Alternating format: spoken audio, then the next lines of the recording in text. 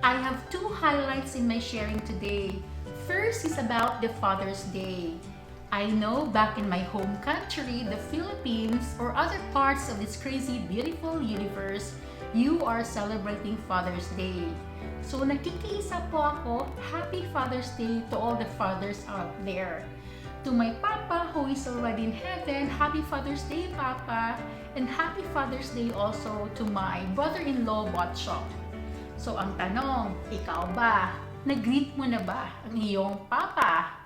Pag hindi pa, paki-greet naman. Whatever type or whatever kind of Papa you have, Papa mo pa rin yan. Kung sumakabilang buhay na ang Papa mo or sumakabilang bahay man siya, ipagdasal pa rin natin. Okay? Pero seriously, para sa akin, the greatest fathers of all fathers is God the Father, whose love is unconditional. Sa mga tatay na nakikinig, I'm praying that you will become like our God the Father. Okay? The second highlight of today's sharing is my personal reflection on today's gospel from the Gospel of Matthew, chapter 10, verses 26 to 33. But I will just read the verses that struck me.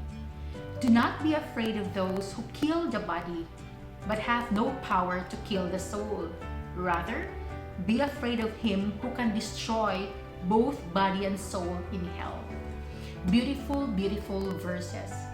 Those verses then reminded me of the different types of fear that I have.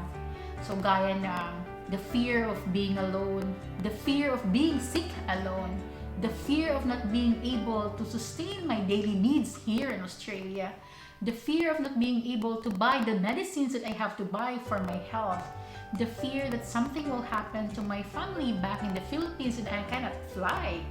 So the fear also of being tempted to do bad that will pull me away from the love of God, the fear of not loving God above all things, the fear of not loving myself enough, and the fear of not loving others. So those are the different types of fear or the different fears that I am dealing with. However, the beautiful verses of today's gospel reminded me that all my fears are already taken care of. By whom? Of course, by God the Father, whose love is unconditional. And it also reminded me that God's love is greater than all my fears. So ang tanong, ikaw ba, what are the different types of fears you're dealing with?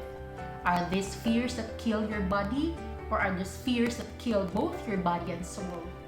And have you thought that in your every fear, God is just there. He has never left us. Kailangan lang siyang kalabitin. So I would like to link my first highlight to my second highlight. Para sa akin, the greatest father of all fathers is God the Father. And He is reminding us not to fear, especially for things or for matters that would not kill our soul. All our fears are already taken care of, and His love is greater than all our fears. So yun muna, universe. Thank you, universe. Thank you, Lordy.